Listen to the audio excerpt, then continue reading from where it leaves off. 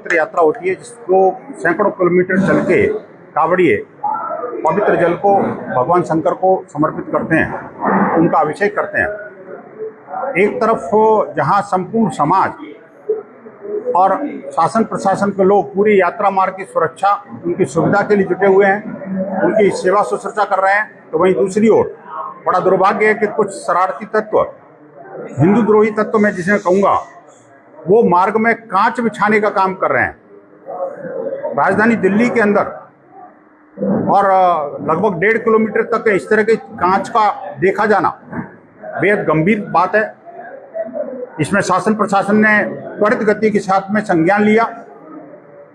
मुझे इस बात का संतोष है कि स्वयं मंत्री और मुख्यमंत्री ने भी इसको संज्ञान में लिया है और मामले को वही जो है उस मार्ग को ठीक किया और जांच प्रारंभ हो गई है। हमें अपेक्षा करता हूं कि दिल्ली पुलिस और वहां के स्थानीय शासन प्रशासन के साथ में समाज के मार्ग में पड़ने वाले सभी सरकारें और शासन के लोग इस बात की निश्चय तय करें, इंश्योर करें इस बात को कि किसी भी तरह की घटना आगे यात्रा मार्ग में ना होने पाए। लोगों की सुरक्षा, उन भक्तों की सुरक्षा और हर प्रकार की सुविधा का ध्यान सरकारें भी रख रही हैं और ऐसे शरारती तत्वों पर अंकुश लगाया जाना बहुत जरूरी है। सर, एक जो कांवड़ यात्रा के दौरान जो दुकानदार है वो अपना नाम बदलकर जो बिजनेस करते हैं और लंबे समय से ये मांग उठ रही है कि जो किसी भी उपभोक्ता को ये अधिकार है कि वो किससे सामान खरीद रहा है, उसकी जानकारी उसको हो।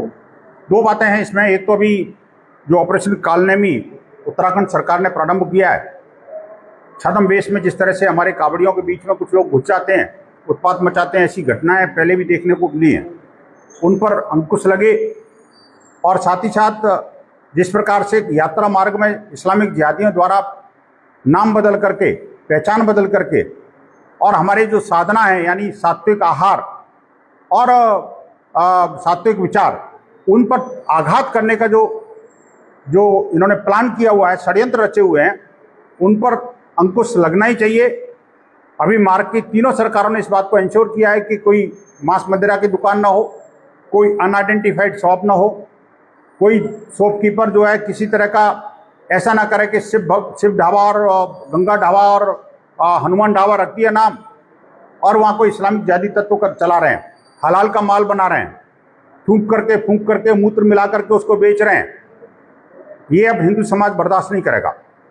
हिंदू समाज के लोग उसमें सक्रिय हैं और इसको देख भी रहे हैं। शासन प्रशासन के लोग भी चिंता कर रहे हैं इस बात को। एक और सवाल, जिस तरह से उत्तर प्रदेश में छंगूर बाबा आए सामने, छंगूर बाबा धर्म परिवर्तन करवा रहे हैं, ये सालों से करवा रहे हैं, ऐसे कई छंगूर बाबा हो गए, इसको लेकर क्या कर रहा है? नहीं, मैं तो कहता हूँ कि इसको बाबा कहना बंद करें।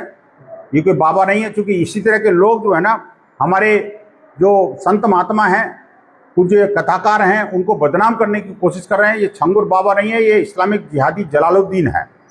इस जिहादी जलालुद्दीन जैसे जल्लादों को फांसी लगनी चाहिए, अविलंब इनके विरुद्ध कठोरतम कार्रवाई सुनिश्चित होनी चाहिए। जेल में तो पड़ा ही हुआ है वो।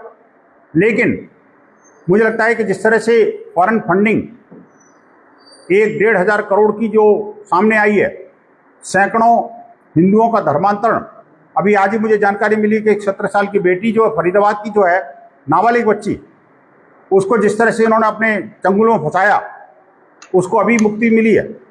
ऐसी अनेक घटनाएं उससे जुड़ी हुई हैं और ऐसे कई छांगुर, ऐसे कई जिहादी जलालुद्दीन देश के अंदर काम कर रहे हैं, जो मदरसों, मस्जिदों, मज़ारों, पीरों और इस तरह के तथाकथित इस्लामिक केंद्रों के माध्यम से भारत का चीरहरण कर रहे हैं, देश की सुरक्षा को खतरा पहुंचा रहे हैं, देश के कानून का मखौल उड़ा रहे हैं और देश की धर्म अस्मिता पर हमला कर रहे हैं।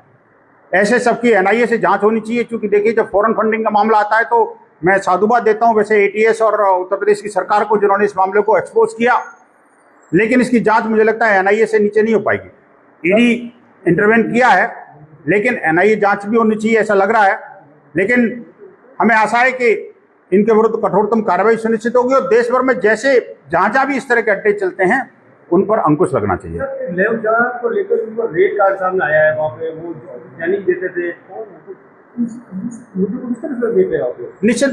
देखिए, बात यह कि वो जो रेट कार्ड है वो भी हमारे रिलीजन, अपने जाति के आधार पर दिया हुआ। कमाल की बात है।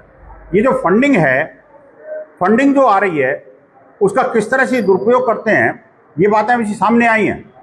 तो ऐसे जिहादी तत्वों से समाज को भी सावधान रहना पड़ेगा, शासन प्रशासन के लोगों को भी सावधान रहना पड़ेगा। अब समय आ गया है कि इनको इस देश से बाहर किया जाए, ऐसी मानसिकता का अंत किया जाए, इन पर पूर्ण विराम लगाया जाए। सर, एक नया मुद्दा चला, जैसे महारानी कॉलेज में जो मदार अपराध बन गई थी, और जयपुर के जो सिंडिकेट बस अड्डा है